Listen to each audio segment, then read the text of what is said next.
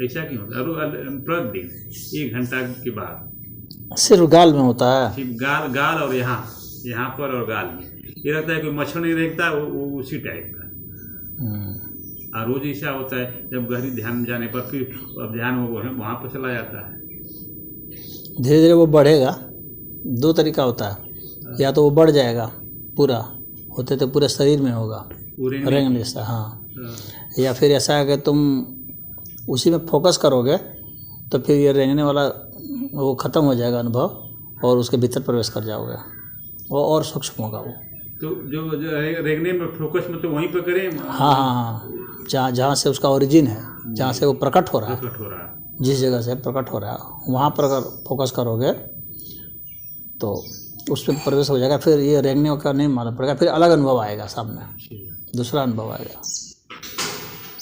शुरू से मैं समझा कि कोई मच्छर उछड़ है, लेकिन पूरा तोप करके पूरा गल को मतलब नाक मतलब मुँह छोड़ करके यहाँ ढका, तभी भी वैसा मतलब लग रहा था कि मतलब नहीं कुछ, तब समझा कि नहीं कुछ मच्छर नहीं है ना, चींटी जाए या तो मक्खी उक्खी नहीं है, कुछ मतलब अंदर से कुछ मतलब आ रहा है। ऐसा क्यों होता है? ऐसा रेंगने की मतलब क्यों होता है अनुभव? असल में जितने प्रकार का सूक्ष्म अनुभव हैं हम लोग के, चाहे रेंगने का हो, चाहे किसी प्रकार की आवाज़ सुनाई दे, चाहे कोई दृश्य दिखाई दे, चाहे कोई गंध मालूम पड़े, गंध भी कुछ मतलब, हाँ गंध भी मालूम पड़ता है, अलग अलग तरह का गंध मालूम पड़ता है। इसीलिए कुछ ध्यान साधना में गंध का भी प्रयोग किया जाता है। ध्यान में जाते हुए कुछ जो है इत्र वगैरह छिट दिया जाता है, हाँ, तो वो भी सहायक होता है किसी भी प्रकार का सुगंधी। तो चाहे उसी तरह से जैसे ध्वनि मालूम पड़े, तो कुछ विशेष ध्वनियाँ हैं या विशेष कुछ गंध है। गंध में भी सब गंध एक जैसा नहीं है, कोई स्थूल गंध है, कोई सूक्ष्म गंध है। समझ रहे हो? जितना जो पवित्र गंध होगा, यानी पवित्र गंध का मेरा मतलब है जितना तुमको अच्छा लगता हो, और जो जितना सूक्ष्म होता हो, जो तुमको गंध से भी पार ले जाए। और स्थूल गंध जैसे बदबू है तो ये स्थूल गंध है, हाँ। और सूक्ष्म गंध मतलब कि बहुत भीना भीना खुशबू, हाँ, जैसे फूलों की। तो जैसे फूल में भी कुछ लोग बहुत तीखे फूल होते हैं गंध, तो तीखा फूल वाला सूक्ष्म नहीं होता है, जो जितना कम मतलब मालूम पड़ेगा, हाँ, और बहुत ही मतलब थोड़ा सा प्रयास करने से मालूम पड़ता है, तो वो सूक्ष्म गंध होता है। और उतना मन को प्रसन्न करता है, अवसाद को दूर करता है। गंध से भी चिकित्सा होती है। मस्तिष्क के जितने भी रोग हैं वो सब गंध से ठीक हो जाते हैं। हृदय के भी जो रोग होते हैं वो गंध से ठीक होते हैं। तो गंधों का भी प्रयोग किया जाता है, ध्वनियों का प्रयोग किया जाता है। शंख की ध्वनि है, घंटे की ध्वनि है, जो ट्यूनिंग फॉर्क होता है उसकी ध्वनि होती है, बेल जो बजाया जाता है उसकी घंटी होती है, बांसुरी की है, सितार के भिन्न भिन्न जो वाद्य यंत्र हैं उनको भी बजा करके ध्यान साधना किया जाता है। क्यों? क्योंकि आपको वहाँ जाना है कि आपको मस्तिष्क में कहाँ सुनाई पड़ रहा है, वो वहाँ से आपको प्रवेश कर जाना है अंदर, तो आप और गहरे में उतर जाएंगे। क्योंकि ये सब तरंग है ना। गंध मतलब कि रसायन है, रसायन का सूक्ष्म अंश गंध है, तो उसके माध्यम से वो आपको लेते, अगर उसको खूब आप साधना कर रहे हैं तो धीरे धीरे पता चलेगा कि कहाँ गंध हो रहा है। गंध को रिसीव करने वाला, ग्रहण करने वाला कौन है? मस्तिष्क में कौन सा हिस्सा है, वहाँ कौन सी प्रक्रिया हो रही है। तो उसी तरह से रेंगने का जो अनुभव है ना, ये त्वचा का है, स्पर्श का है, तो स्पर्श का अनुभव होगा। हम अगर किसी को छूते हैं, बाजू को स्पर्श करते हैं, तो उसका भी तो कहीं ना कहीं रिसीव करने वाला है ना, ग्रहण करने वाला है कोई, तो उसके माध्यम से हम वहाँ चले जाएंगे। तो इस तरह से स्पर्श के दृश्य से देख करके, चाहे नाक से सूंघ के, या स्वाद से भी, स्वादिष्ट भोजन जो करते हैं लोग, तो कोई भी जो भोजन है जो एकदम बहुत बारीक है, स्वादिष्ट है, मनोनुकूल है या प्रतिकूल है, जैसे भी है, तो आप उसका पता लगा सकते हैं कि कौन ग्रहण कर रहा है। तो ये जो रेंगने की जो महसूस हो रहा है, तो ये कुछ ये आध्यात्म में कुछ मतलब बढ़ोतरी हो रहा है कि मतलब बढ़ोतरी होती है। कोई भी चीज़ स्पर्श महसूस होना, बिना स्पर्श के स्पर्श महसूस होना, ये उसके अंदर की गतिविधि को बतलाता है। ऐसा क्यों होता है? ये रेंगने का मतलब ये ऐसा क्योंकि खून दौड़ रहा है ना वहाँ, अच्छा खून दौड़ रहा है। तो जब जहाँ खून दौड़ रहा है तो उस जगह स्पर्श की अनुभूति होगी। कोई 1-2 मिनट होता है, ज़्यादा देर हाँ। नहीं, 2-3 मिनट बस। हाँ, तो जो इलाका जो क्षेत्र संवेदनशील है वहाँ के खून का दौड़ना जो है अनुभूत होगा। जैसे मान लो कि दिल धड़कने का अनुभूति है, तो दिल धड़क रहा है तब ना, इससे भी सूक्ष्म होगा। जैसे नस धड़क रही है, नसों में जब खून दौड़ रहा है तो वहाँ उसकी भी धड़कन होती है, तो वो और ज़्यादा गहरा ध्यान जाएगा तब वो पता चलेगा भिन्न भिन्न सिराओं में। तो जो बारीक से बारीक सिरा है वहाँ भी अगर आपको महसूस होगा, इसका मतलब होगा आपका ध्यान और गहरा हो गया है। तो बारीक से बारीक ध्वनि सुनना, सूक्ष्म ध्वनि की अलग अलग फ्रिक्वेंसी होती है, तो जितने बारीक से बारीक फ्रिक्वेंसी आप सुन सकेंगे उतना ही आपके कान के सुनने की भी क्षमता बढ़ेगी, आपको ग्रहण करने की क्षमता बढ़ेगी। ये धड़कन तो स्पष्ट सुनाई देता है हमको, ध्यान में रहता है। उसी तरह से इसे अमावस्या में साधना की जाती है, अंधेरे में साधना की जाती है। अंधेरे में भी आप दृश्य देख सकते हैं, तो इसका मतलब है कि आपकी क्षमता बढ़, क्योंकि इसी अंधेरे में तो गाय भी और बिल्ली भी और कुत्ते भी तो देख रहे हैं, शेर भी देख रहे हैं, सियार भी देख रहे हैं, मनुष्य नहीं देख पा रहा है अंधेरे में। हाँ, तो ये जो अंधेरा है एकदम बहुत शुद्ध अंधकार तो है ना, ये 100% ब्लैक नहीं है ये जो अंधकार है, इसमें कुछ रोशनी होती है। तो अगर थोड़ी देर देखो, अंधेरे कमरे में जाओ, थोड़ी देर स्थिर रहो, देखो तुम थोड़ा थोड़ा दिखने लगेगा, समझ रहे हो? तो वो दिखता है, अंधेरे में भी हमको प्रकाश दिखता है हल्का हल्का, इसीलिए दिखता है। तो जब घनघोर जहाँ अंधकार है वहाँ देखने की कोशिश की जाती है, समझ गए? वो भी एक ध्यान साधना होती है, उस तरीके से भी देखा जाता है। घनघोर कमरे में चले गए जहाँ एकदम डीप डार्क है, कुछ दिखता नहीं है, और वहाँ पर स्थिर होकर के देखने का प्रयास कर रहे हैं, तो जितना एकाग्रचित होंगे तो वहाँ भी कुछ दिखने लगेगा। तो उसी तरह से जब हम आँख में बंद करके या पट्टी बांध करके और भीतर जो है देखने की कोशिश करेंगे तो कुछ हमें दिखेगा, मतलब आँख से नहीं दिखेगा, माइंड से दिखेगा। हाँ, और माइंड से क्या दिखेगा? जो जो चित्र हम देखे रहेंगे वे सब चित्र दिख सकते हैं, स्मृतियों में हम जा सकते हैं। या फिर तो कोई ध्वनि सुनाई पड़ेगी। बहुत लोग ध्यान लगाते हैं, कुछ ध्वनि सुनाई पड़ने लगती है उसको, बाहर की जो ध्वनियाँ, तो बाहर की ध्वनियाँ हैं सुनाई पड़ रही, तो उससे लोग डिस्टर्ब हो जाते हैं, जबकि वो डिस्टर्ब होने की चीज़ नहीं है। अब ध्वनि आप पता लगाइए कि आपको कौन ग्रहण कर रहा है, कहाँ ध्वनि ग्रहण की जा रही है, दिमाग के किसी हिस्से में ग्रहण की जा रही है ना। तो लोग ये सोच लेते हैं कि हमको सुनना नहीं है, ध्वनि सुनाई पड़ रही है मतलब गलत है। हाँ, तो ऐसा नहीं है। कहाँ मतलब सुनाई पड़ रहा है? हाँ, कहाँ सुनाई पड़ा है? ध्वनि कितनी कहीं भी जाएगी, ध्वनि सूक्ष्म होती जाएगी। जहाँ से ध्वनि चली है उतनी त्वरा नहीं न रहेगी। जैसे बहुत दूर से कोई आवाज़ आ रही है तो आवाज़ धीमे धीमे धीमी होती जाएगी ना, और जैसे जैसे दूर जाएंगे आवाज़ धीरे धीरे लीन हो रही है, विलीन हो रही है, समझ रहे हो? तो ध्वनि तरंगें सूक्ष्म होती जा रही है। तो आपको देखना है कि आपके दिमाग में ध्वनि तरंग कितने सूक्ष्म होती जा रही है, कहाँ तक, तो उसका ध्यान करना। ये नहीं कि ये ध्वनि सुनाई पड़ रही हटा दो उसको, कौवा काँ काँ कर रहा हटा दो, नहीं, इससे मतलब नहीं है। अब काँ काँ हो चाहे चाहे चाहे कोई भी हो, ध्वनि ही तो है। अब ध्वनि कहाँ भीतर तक जा रही है, अब वो देखो। तो इसीलिए ट्यूनिंग फॉर्क वगैरह बजा दिया था, टन जा रहा है, कहाँ पे जा रहा है, मतलब कहाँ पर सो रहा है। हाँ, उसको आपको समझना है, उसका पीछा करना है आपको एक तरह से, या उसके साथ लग जाना है। प्रकाश की तरंग आपके दिमाग में आ रही है तो आपको उसके साथ लग जाना है, उसको हटाने के चक्कर में नहीं पड़ना है। और जो हटाने के चक्कर में पड़ते हैं वे अपना कान को बंद कर लें, फिर ध्वनि सुनाई नहीं पड़ेगी, कान को बंद कर लें। तो श्वास प्रश्वास तो होगा ही, तो फिर आपको श्वास पर ध्यान लगाना पड़ेगा, क्योंकि आँख को बंद कर सकते हैं, कान को बंद कर सकते हैं, ध्वनि नहीं आए, मुंह को बंद कर सकते हैं, स्वाद नहीं आए, ठीक है।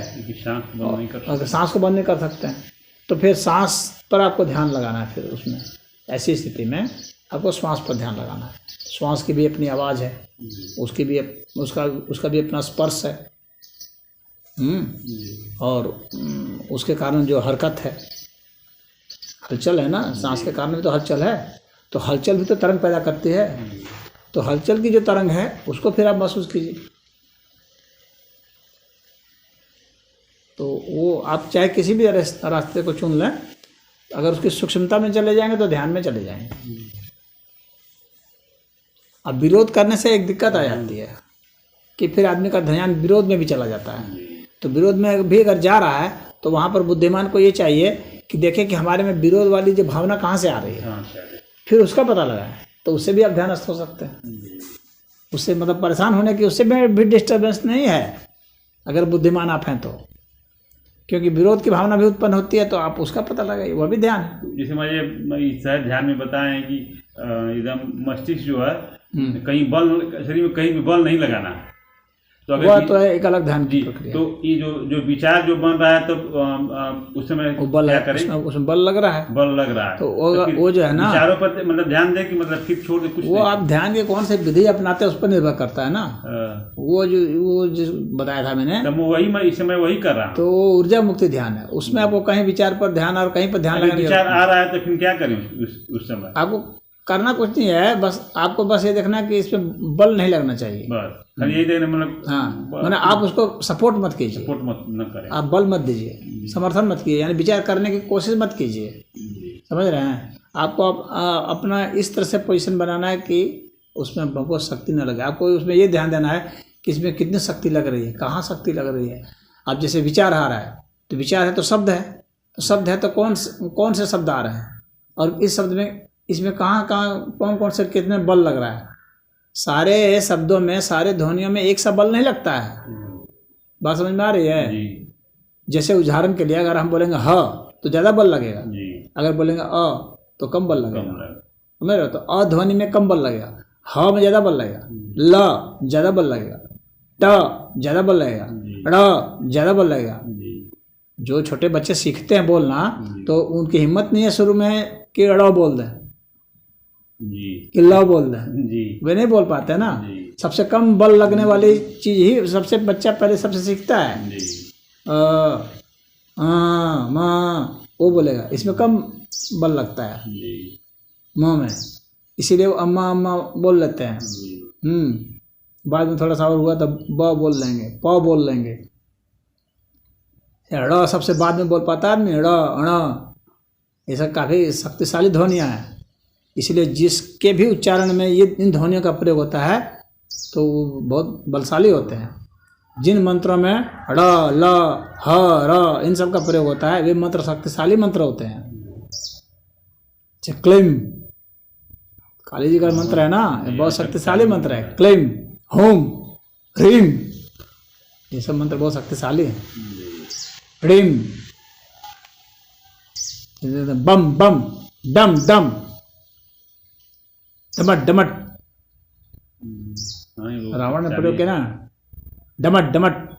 तो ये सब जो है काफ़ी शक्तिशाली मंत्र है, जिसमें टवर्ग जो होता है, ट ठ ड ढ ण, तो ये सब शक्तिशाली होते हैं।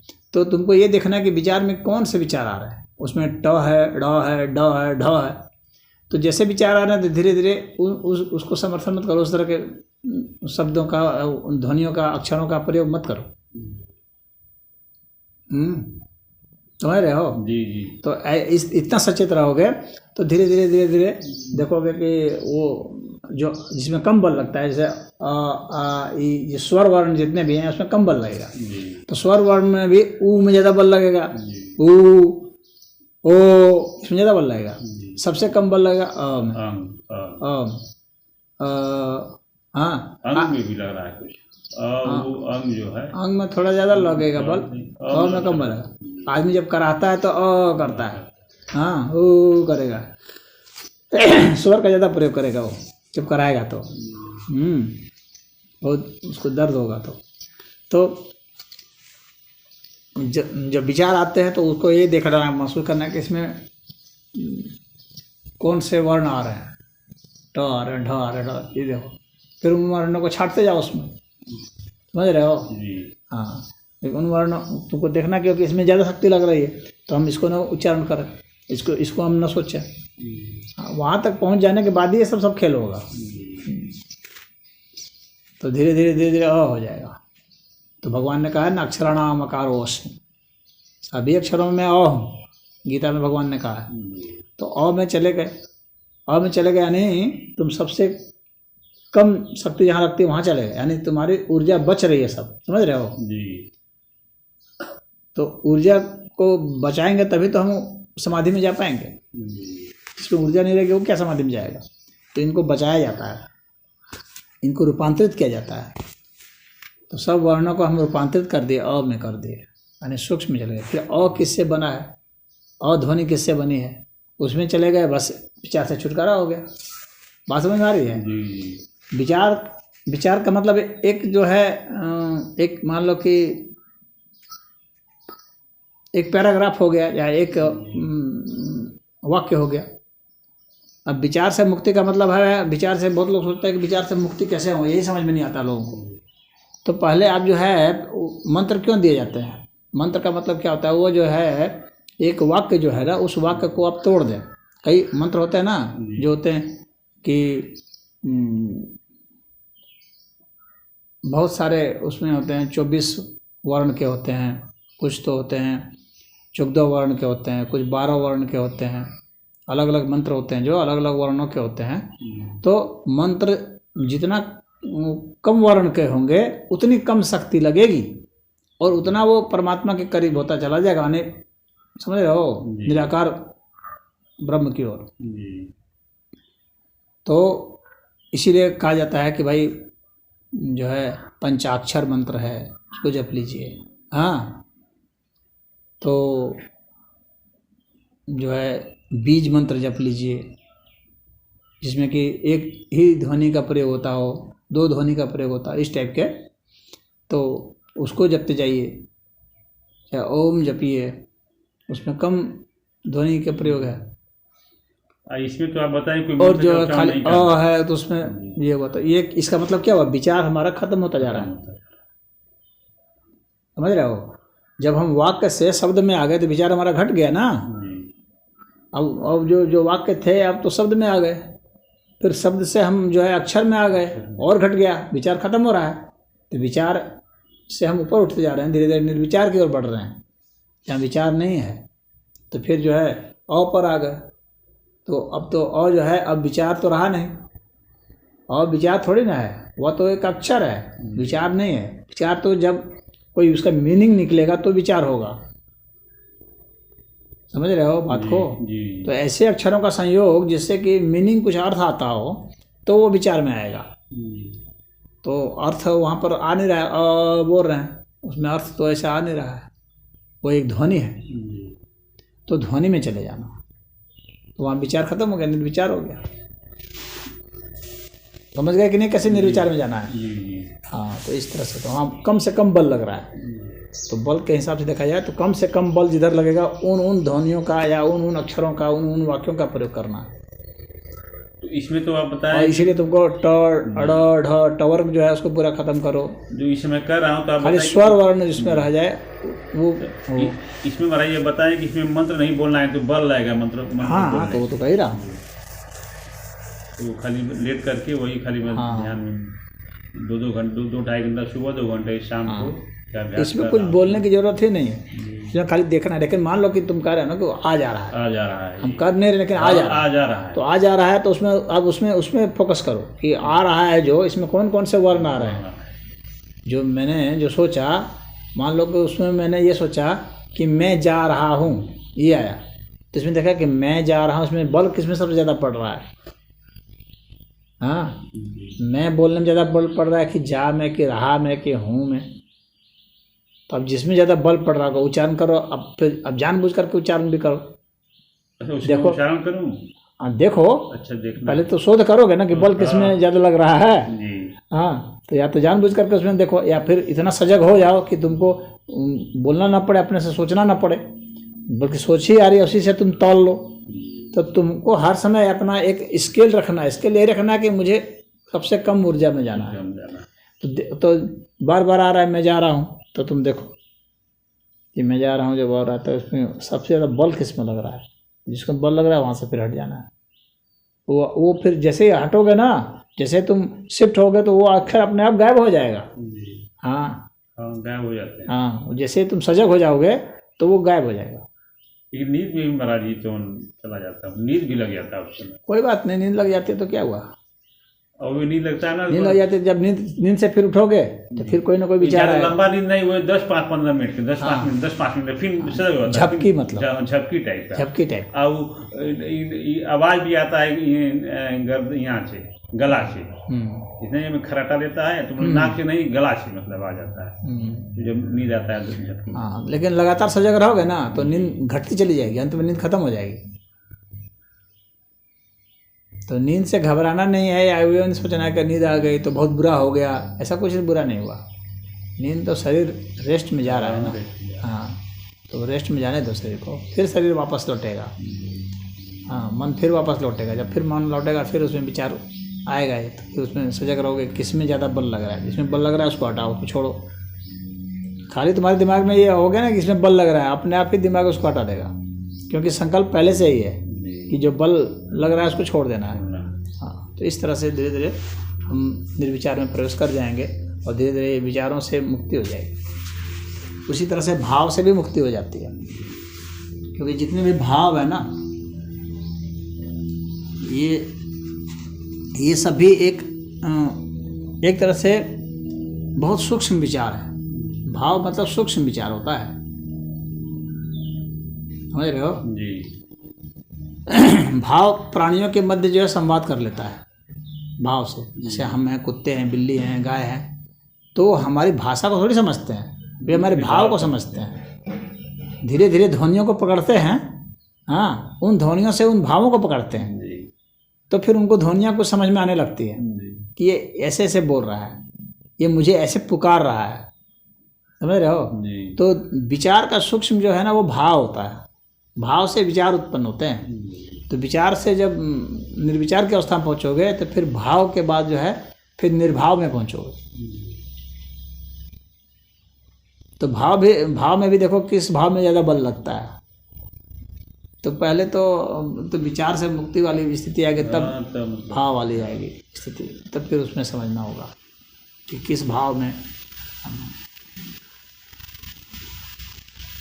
तो मनुष्य के जो भाव होते हैं वो सारे, सांप भी समझ जाएगा आपके भाव को। आप उस पर हमला करने वाले हैं, आप उससे डर गए हैं, क्या है ना, उस भाव को समझ जाता है। आपके विचार को तो नहीं समझ रहा है, भाव को समझ रहा है वो। तो सांप हो, गाय हो, बैल हो, कोई भी हो, कोई भी पशु हो, कोई भी पक्षी हो, कोई प्राणी हो, वो आपके भाव को समझता है। तो भाव ज़्यादा गहरा होता है। तो फिर निर्विचार के बाद निर्भाव में जाना पड़ता है। इस महाराज जी खाली इस शरीर में भी बल नहीं लगाना है, हाथ पैर में भी कहीं बल ना लगे ना। ये तो शरीर वाला, ये तो स्थूल चीज़ है, ये तो आसान है, यहाँ से हटना आसान है। हाँ, हटना, लेकिन दिमाग में है मस्तिष्क वाला। तो इसके बाद माइंड वाला खेल है। शरीर में बल लग रहा है, हाथ इधर तो कर रहे हैं, तो ये तो आसानी से आदमी को समझ में आ जाता है, तो ये हट जाता है, छोड़ देता है इसको। लेकिन माइंड में जब विचार आ रहे हैं तो फिर उसमें आपको तोलना पड़ेगा, कौन से विचार में ज़्यादा बल लग रहा है, उससे आपको हटना पड़ेगा। कौन से वर्ण में ज़्यादा बल लग रहा है, कौन सी ध्वनि आ रही है उसमें ज़्यादा बल लग रहा है, कौन से सोच में ज़्यादा बल लग रहा है, उससे हटना पड़ेगा। फिर धीरे धीरे विचार समाप्त हो जाएगा। फिर भाव आएंगे, फिर भाव में कौन से भाव में बल लग रहा है, समझ रहे हो। फिर भाव से हट जाएगा। भाव में सबसे प्रमुख भाव जो है बता देता हूँ, एक प्रेशर का भाव होता है, दबाव का। ये किसी को जैसे दबा दिए, तुमको दबाया जाएगा तो उसका जो है ना बहुत असर आता है, उसमें बल बहुत लगता है भाव में। मृत्यु का भाव, मर जाएंगे यानी भय जब हो गया, हाँ, तो उसमें बहुत प्रेशर पैदा होता है, उसमें बहुत बल लगता है, तो उससे भी हटना पड़ेगा। तो ये भाव की यात्रा तो आगे होती है। जब भाव होता है, 2-2.5 घंटा हो जाता है ना, तो कुछ मतलब होता है, मतलब कि अब लगता है थक गए हैं, मतलब अब उठना चाहते हैं, मतलब समाधि से या ध्यान से हटना चाहते हैं, तो ये भी मतलब भावे है। हाँ, भावे हाँ, वो भाव है। 2-2.5 घंटा के बाद ना फिर उबन जैसा 2-2.5 घंटा के बाद जो है फिर वो लगता है कि बहुत दबाव में हो गए। तो सूक्ष्मता में उतरोगे तब फिर वो उबन नहीं लगेगी। उबन आदमी को तभी लगती है ना जब वो प्रवेश नहीं कर पाता है नहीं कर पाता। और सूक्ष्मता में नहीं उतर पाता है तो उबन लगती है उसको। लेकिन उसके लिए बहुत सजग रहेगा ना और प्रखर बुद्धि का रहेगा तो उसको वो बदल लेगा, उसको भी ध्यान का विषय बना लेगा वो। तो जो भी बाधा आती है ना उसको ध्यान का विषय बनाना है, ये नहीं कि उब करके भागना है। उबन को ही ध्यान का विषय बना लीजिए। उबन से कहाँ प्रेशर आ रहा है, कौन उब रहा है, मस्तिष्क में कौन हिस्सा है जो उब रहा है, बात समझ में आ रही है? तो जो इसका विषय बना सकता है वो उसकी गहराई में उतर सकता है, नहीं तो वो उसके ध्यान में बाधा हो गई। वो ध्यान में सदैव बाधा आती है किसी न किसी प्रकार की, तो वहाँ से आदमी फिर वापस लौटता है। वापस वही नहीं लौटता है जो उसको जो भी बाधा आती है उसको विषय बना लेता है। ये समझने की बहुत चीज़ है। ध्यान में बाधा जो है ना ये एक विषय है और कई तरह की बाधाएं आती हैं, उसमें एक उबन भी है।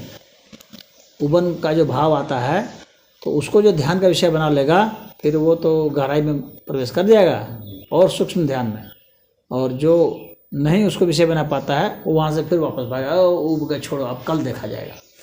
हाँ, तो फिर वो गहराई में नहीं उतर पाया, क्योंकि कल भी उबन आएगी। हाँ, तो ज़्यादा समय ऐसा नहीं है कि कल उबन नहीं आएगी, क्योंकि वो मानसिक चीज़ है ना, वो कल भी उबन आएगी। 1.5-2 घंटा के बाद तो फिर उबन मतलब शुरू हो जाता है। हाँ, तो कल भी उबन आएगी, वो परसों भी उबन आएगी, रोज उबन आएगी। इसका रोज उबन आने का मतलब क्या है? मतलब है कि आप वहाँ अटक रहे हैं। इसका मतलब है कि आपको वहाँ टेस्ट है, क्या आप उबन को विषय बना पा रहे हैं ध्यान का या नहीं। अगर बना पा रहे हैं तो आप उतरेंगे, अगर नहीं बना पा रहे हैं तो फिर आप वापस आ जाएंगे। उसी तरह से भय जो है वह एक भाव है, वह भी एक विषय बनता है, तो भय से आदमी फिर वापस आ जाता है। तो कल भी करेंगे तो कल भी भय आएगा, परसों करेंगे फिर परसों भी भय आएगा। भय तो रोज आएगा, ऐसा नहीं है कि आज ही आपको भय लगा है कल नहीं लगेगा, ऐसा नहीं। अब प्रश्न इतना है कि क्या भय को विषय बना पाते हैं? भय को अगर विषय बना पाते हैं ध्यान का कि कहाँ भय उत्पन्न होता है, किसको भय उत्पन्न हो रहा है, कौन डर रहा है, कहाँ से डर उत्पन्न, डर क्या चीज़ है, डर कैसे होता है, डर का रूप क्या है, रंग क्या है, आकार क्या है, प्रकार क्या है, वो देखें, वो महसूस करें। ऐसा अगर विषय बनाएंगे तो फिर ध्यान में गहराई में उतर जाएंगे। तो ये दबाव जो है, भय है, ये सब उबन है, ये सब बाधाएं हैं। तो अब इन बाधाओं को पार करने का उपाय यही है कि इनको आप विषय बना लें। अगर बना लेंगे तो आप गहराई में उतर जाएंगे, अगर नहीं बना पाएंगे तो पुनः आप वापस आ जाए।